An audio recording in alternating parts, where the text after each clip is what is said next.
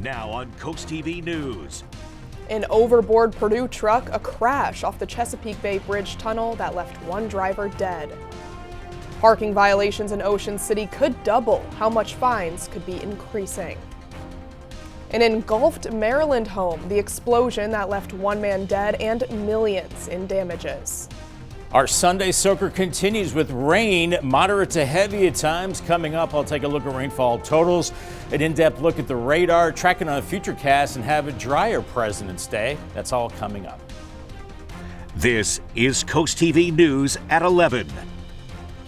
A Perdue truck in the Chesapeake Bay after plunging off the bridge tunnel. Good evening, I'm Emma Aiken. Welcome to Coast TV News at 11. We begin tonight with tragic news out of Virginia. Authorities have identified 61-year-old Ronnie Andrews from North Carolina as the Perdue Farms tractor-trailer driver who died this morning after going overboard the Chesapeake Bay Bridge-Tunnel. You can see the scene from our Coast Copter here. The accident caused guardrail and curb damage to the bridge. A single southbound lane remains open while repairs continue, according to authorities. The cause of the crash remains under investigation, and officials say weather was not a factor. Here's a more exact look at where this happened this morning. Authorities say the crash was on the southbound span of the Chesapeake Bay Bridge-Tunnel near the North Channel Bridge, just here south of Fisherman's Island. Perdue Farms saying in a statement, quote, "Our thoughts and deepest condolences are with his family, friends, and loved ones during this incredibly difficult time. He has been a valued member of our team," unquote. We do have more details on the tractor-trailer accident in an article right now on coasttv.com.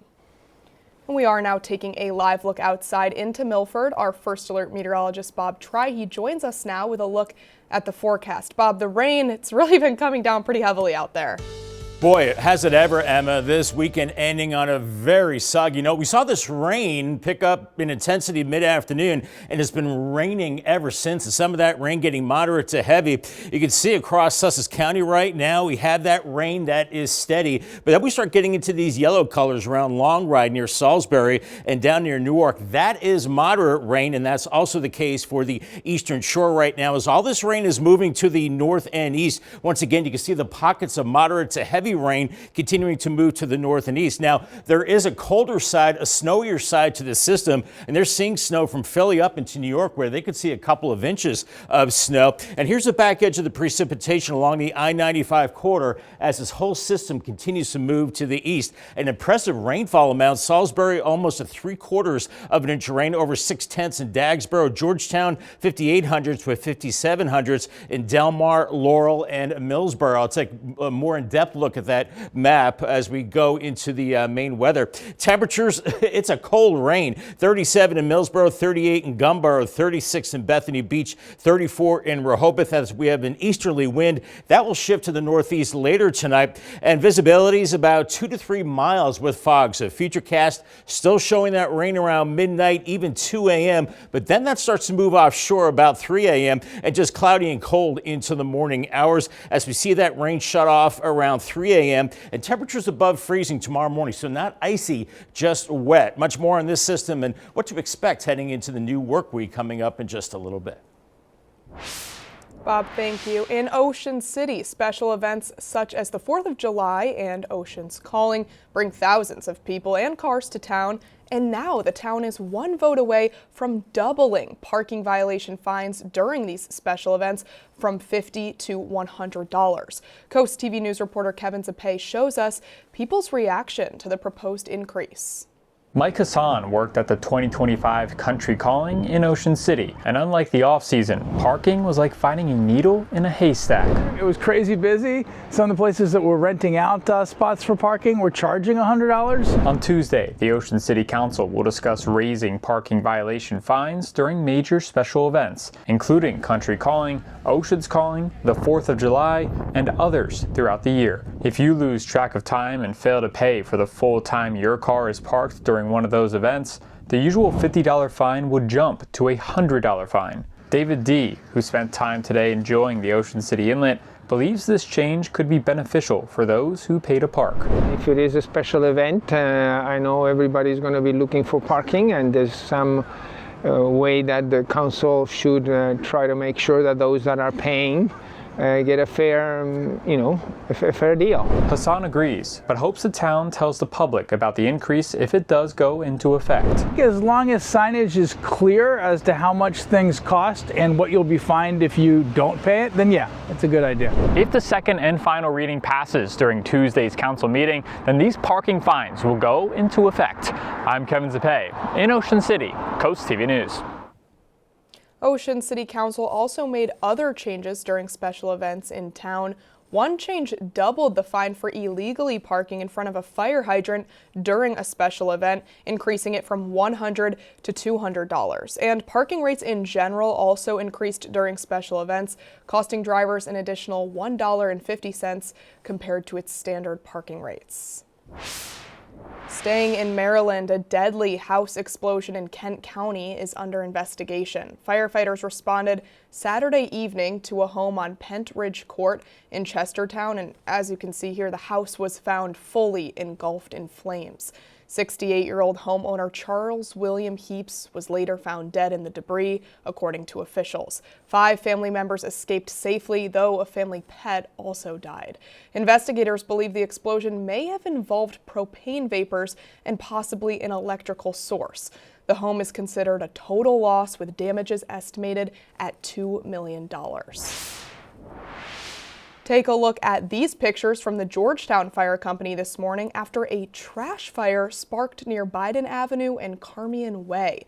The fire company says crews were called out around 7 a.m. for a fire involving newspapers. The photos posted by the department show stacks of papers smoldering. Heads up for Maryland drivers. The Department of Transportation says drivers should expect overnight detours on MD-90 in Worcester County. Guardrail repairs between Route 528 and Coastal Highway start February 18th. Traffic will be detoured to US 50, and MDOT says drivers should plan for up to 30 minutes of extra travel time. Switching gears in Lewis, a special look at local military history is coming to Fort Miles later this month.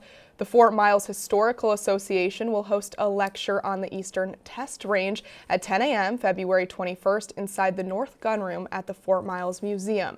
Caitlin Dykes with DENREC Parks and Recreation will lead the presentation, highlighting Fort Miles' role in artillery and missile testing during the final years of World War II and the early Cold War. Admission is free, but donations are encouraged. Seating is limited, and organizers recommend registering in advance online. The Georgetown Public Library is marking America 250 with a special March History series. Throughout March, the library will host educational programs focused on Delaware's indigenous heritage and key political moments in state history. Programs include a March 6th presentation on the history of the Nanticoke people and the Nanticoke Indian Museum, and a look at Native American life in Delaware before European colonization.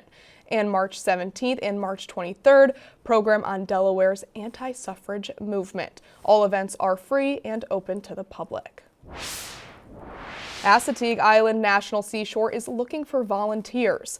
Applications are now open for Visitor Center volunteers in the Maryland District.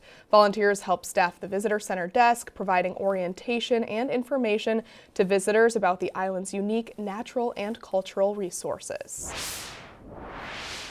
Funding for the Department of Homeland Security ended late Friday after Congress failed to pass a bill spending to fund it. The Transportation Safety Administration, the Federal Emergency Management Agency, the Coast Guard, and Immigration and Customs Enforcement are among the agencies impacted. However, most DHS employees are considered essential and will be forced to continue working without pay. All other government agencies have been fully funded through September.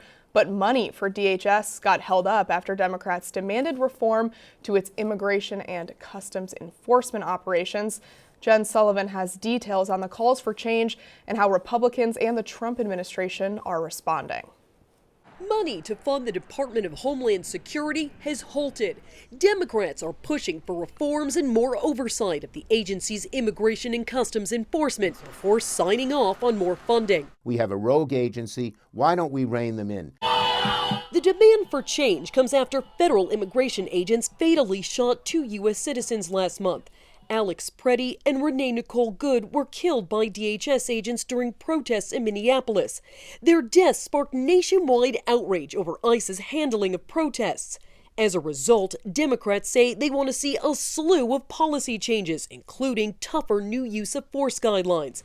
But the Trump administration says those policies are already in place. Border Patrol and ICE both have use of force guidelines. They both have operational instructions on use the minimum of force necessary. Senate Minority Leader Chuck Schumer says Democrats also seek no roving patrols, ICE agents blocked from entering churches, schools, or polling places, coordination with local agencies, and no more masks. In response to the January killings, DHS Secretary Kristi Noem announced earlier this month that all DHS agents in Minneapolis would wear body cameras, with the program gradually expanding nationwide. But she did not change the mask policy. What are you going to do, expose their faces so you can intimidate their families? A recent poll asked independent voters their thoughts on ICE's enforcement of immigration laws. 71% thought they'd gone too far. I'm Jen Sullivan reporting.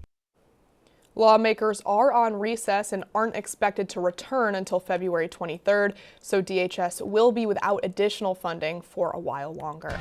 And we are just getting started here on Coast TV News at 11. Coming up later, Survivor fans in Milton. Hundreds came out to celebrate the show's 50th season. Use caution on your Monday morning commute. The rain will be done, but we're looking at wet roads, large puddles, and maybe slick spots. Good news is above freezing temperatures, just wet, not icy. A good-looking President's Day, then a midweek warm-up. I'll have your full forecast after the break. And after that, crops in the cold, how farmers are faring after this long stretch of freezing weather. Don't go anywhere. We'll be back in just 60 seconds. Boy, what a weekend we had. Saturday, it was a beautiful day. Sunday, not so much with that rain building in this afternoon. Here's our Tidal Health Cam in Salisbury, 42. It is soaked out there and it continues to rain at this hour. And we'll see more of that rain for the next few hours and then shutting off between about 2 and 3 a.m. Here's our radar replay. You can see all the green and even some of the yellows and reds that are moving in. That is some moderate rain, so really be careful out there. We're looking at steady rain now across Sussex County from Bridgeville to Georgetown, Lewis, down to Ocean View and Delmar as well. Farther south, even heavier rain south of 50 from Salisbury to Ocean Pines. Newark, you're in the moderate rain back through Princess Anne 2, Bucktown and Cambridge as well. And some of these orange spots indicating very heavy rain. So really use caution as you travel this evening. And we're seeing this rain continuing to move to the east pretty rapidly. The back edge of this rain right along the I-95 corridor. And there's a colder side to this system too. Philly back through the mountains of Poconos and into New York. They could see 1 to 2 inches of snow, maybe a little more, while it's just cold rain all the way from Delmarva down into the Carolinas as the system continues to move to the east. But once we push this offshore, then we get into high pressure and we're looking at nicer weather as we go, especially beyond President's Day. But look at these rainfall totals, close to 3/4 of an inch in Salisbury, over 6/10 in Dagsboro, Georgetown 5800ths, with 5700ths in Delmar, Laurel, and Millsboro. So it's been a soaker. Bethany Beach over a ½ inch, the same for Seaford and Cambridge, with Berlin at 5200ths, and about 4/10 or so from Lewis into Rehoboth Beach. And it's still raining, and it's a cold rain. 37 in Millsboro, 38 in Gumboro, 38 in Delmar, 37 in Lewis. The good news is I think the temperatures are only falling a couple degrees, so we'll keep those above freezing. Really no concerns of ice in the morning as our winds are coming in out of the east, and you see we have areas that have limited visibility, about 2 to 3 miles in fog, so watch for that as Futurecast is showing the rain continuing through about 2:30, and then we'll see it start to move offshore by about 3 o'clock. And then as we go into tomorrow morning into the noon hour on your President's Day, it's just going to be mostly cloudy and cold with a northerly wind. Temperatures struggling to get into the low 40s. Then we do clear it out a bit as we go into Monday night and Tuesday morning. I think think we're in the 20s and low 30s to start your Tuesday. And here's a bigger look at futurecast showing that system moving offshore. And then we're looking at some clearing as we go into your President's Day. We could see another maybe 3/10 to 4/10 of an inch of rain as we go into the next couple of hours, and very chilly and windy at the coast tomorrow. Rehoboth 39, Ocean City 39, 41 in Chincoteague with gusty northerly winds. And the President's giving us the day part forecast. Noon on tomorrow, 41 degrees. And there's Thomas Jefferson saying 43 and cloudy, 38 at 6, and then by 9, 34 degrees. And as we look ahead, we're looking at gusty winds as we go into tomorrow morning, gusting 30 to maybe 40 miles per hour, especially at the coast. And then those winds start to relax tomorrow evening. Into the midweek time period by Ash Wednesday, maybe a few showers, a better chance of rain by Friday. And this model showing a coastal storm with rain and snow on Sunday. Pump the brakes. It's still a week out and plenty of time to watch that. 34 tonight. The rain ends late and then breezy and colder on President's Day, 43. Paul Davis 7-day forecast. Ash Wednesday, 59 and cloudy, 57 Thursday. And then cooling off Friday into the weekend. Showers Friday, a cold rain Saturday, 49, and then mid-40s on Sunday and mostly cloudy. Well, speaking of all this weather, the recent freezing temperatures from the storms left a mark on Delmarva's farmers. Now some farmers are counting their losses while others share what they were worried about while trying to keep their animals safe. Coast TV News reporter Drew Bellinger shows us how farmers have and are handling their crops and critters.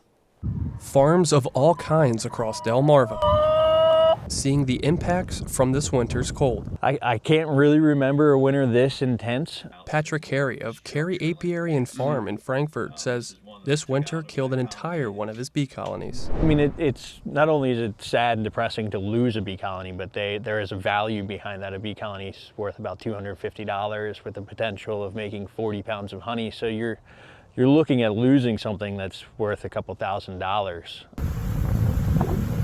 Carey shared this video from Wednesday showing a happily active hive now that things are slightly warmer. He says bees were the main loss, while his apple, blueberry, and other trees are doing just fine. Luann Riley at Riley Brothers Farm in Millsboro says they avoided major losses. When calves are born, they need to be up and moving within a half hour at the most so they can get colostrum, so they can get moving. So when they're cold, if they don't get up and move, that is very stressful and even deadly on them. Riley says while cattle are bred to be outdoor animals, people aren't. And that means preparing for the cold affects her more than it does the animals. But it's all a part of being a farmer here along the coast. For Coast TV News, I'm Drew Bellinger. The search for Nancy Guthrie stretched into its 14th day today. Today, a source familiar with the investigation confirmed that a glove containing DNA evidence was recovered roughly 2 miles from Guthrie's home. It appears consistent with a glove worn by a person seen in doorbell cam video on the morning the 84-year-old disappeared. While the glove was one of 16 recovered over several days near Guthrie's home, investigators have determined that most of the gloves belonged to searchers combing the area for evidence. The person familiar with the matter says the DNA profile of the glove matches an unknown male. After additional testing today, it will be added to the national DNA database managed by the FBI.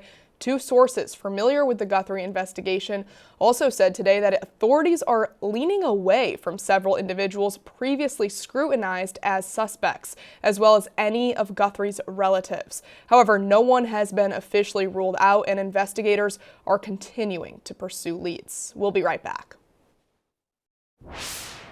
The Department of Justice has sent Congress a list of, quote, politically exposed persons in the millions of files released related to its probes into convicted sex offender Jeffrey Epstein.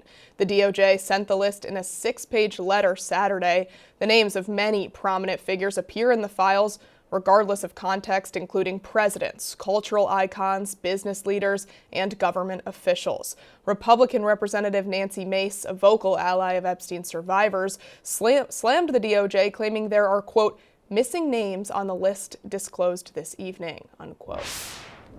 President Donald Trump says that the newly formed Board of Peace will unveil a multi-billion-dollar humanitarian and reconstruction package for Gaza. The group will hold its inaugural meeting in Washington Thursday. In Sunday's announcement, Trump said that member states have pledged more than $5 billion toward the Gaza humanitarian and reconstruction efforts. He also said that members have committed thousands of personnel to maintain security and peace there.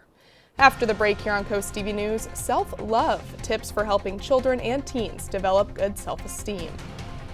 A trampoline park and more, the latest state money helping one Millsboro sports complex jump to reality. That's up next on Coast TV News. Take a look inside the Game On sports complex on Route 24. One side has a trampoline courts and the other side is still under construction but will be turf. The Delaware Office of Tourism announced awards to 7 sports facilities throughout the state, Game On being one of them. That $2.3 million will help fund Phase 2, which will have more turf and hard court spaces for sports like soccer, field hockey, basketball, and pickleball. We spoke with people who live nearby who have mixed opinions. Yeah, I think it'll be great. I think it'll get a good reception. My concern is the traffic and everything is just unbelievable on 24. The complex will also be available to rent for birthday parties and other events. The owner says the goal is to open by the end of April. In other sports news, the Olympics. They are airing and they are only here on Coast TV. Let's take a look at the medal count so far. Norway leading right now with 12 gold and a total of 26 medals. Italy in second with 8 gold, 22 altogether, and USA in third with 5 gold, 17 medals altogether. And this brings us to our Coast TV poll. We want to know, which Winter Olympic sport do you enjoy most? Let's take a look at the updated results. 32% for figure skating, 21% for curling, 20% for snowboarding, skiing, and the others getting a little bit there. And we do have a comment from Michael in Rehoboth Beach tonight who says, "No Olympic sport is more important than hockey. Go USA, let's do this." Love the enthusiasm there. And if you haven't voted yet, or if you want to leave a comment, you still can at coasttv.com or on the mobile app. Don't forget, the Winter Olympics run through the 22nd, only here on Coast TV. And a programming note for you, due to the Winter Olympics, from February 9th through the 20th, you can catch Jeopardy on our sister station, Fox 21, at its regular time, 7:30. Same show, same time, just a different channel while the games are on. The rosters for this year's Blue Gold basketball teams are set to be announced this Wednesday. The Blue Gold selection show airs live at 2:30 on the Delmarva Sports Network, where the full rosters will be revealed for the first time. The show can also be streamed on the DSN app with DSN Plus, with a re-air scheduled for 8 p.m. It's a month that's often associated with romance, but love can be celebrated in all forms, even love of one's self. Experts say that starts with developing good self-esteem, and for children and teens, it's something that has to be built up over time. In this Health Minute, Mandy Gaither explains how to help children learn to love themselves. No matter your age, self-love isn't always easy. And for children who are still learning about the world and their place in it, it can be especially hard. Self-esteem is not something kids are just born with. It is something that we can build in them. Dr. Ariana Howitt with Nationwide Children's Hospital says factors like bullying, lack of choices, adults providing too much help, and comparisons can cause kids to be hard on themselves. Adults have a big role to play in building kids' self-esteem from the moment they're born, from the moment they're very little to their teenage years. To foster self-love in children, Howitt says parents can teach them to talk kindly to themselves, talk them through negative thoughts, and praise them when you notice they've done something well. She says to also model that. Give them lots of love yourself so that they learn to do it back too. Next, Howitt says to build independence in children by giving them chores or tasks at home, which can help them see they can do hard things. And monitor their connection to others. Friendships can impact how a child feels about themselves. For older children, so can social media. Howitt says to limit exposure and talk to them about it. What you're seeing on social media is not real. That's just the highlights. You're not seeing what that other child may be struggling with. For Health Minute, I'm Mandy Gaither. Dr. Howitt says having low self-esteem can lead to mental health issues like anxiety and depression. The Kids Mental Health Foundation says if your child speaks negatively about themselves most days, can't follow their usual routine, loses interest in things, isolates themselves, or has thoughts of self-harm or suicide, seek professional help immediately. You can also receive help through the Suicide and Crisis Lifeline. Just call, text, or chat the number 988, 24 hours a day, 7 days a week. After the break here on Coast TV News, as we take a live look outside into Rehoboth Beach, we have a final check on your forecast. Coast TV continues in a few moments.